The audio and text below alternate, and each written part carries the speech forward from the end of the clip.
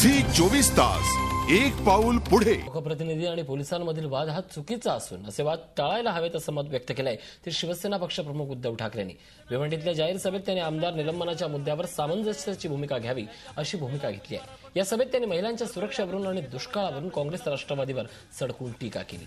5 वर्षांनंतर उद्धव यांची भिवंडीत सभा झाली। या सभेला माजी आमदार साबीर शेखही उपस्थित होते।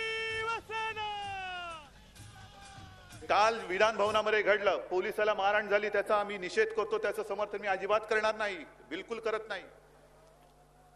पण सरकारला सुद्धा हे कळलं पाहिजे की कुठे पोलिसांचं संरक्षण करायचं आणि जर पोलिसांचं चुकत असेल, माझं तर स्पष्ट मत आहे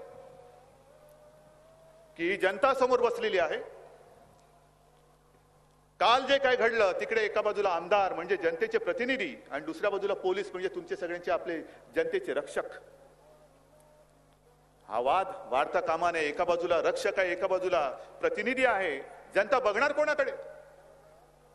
दोघांचं जर का भांडण लागलं तर राज्य चालणार कसं? झी 24 तास एक पाऊल पुढे।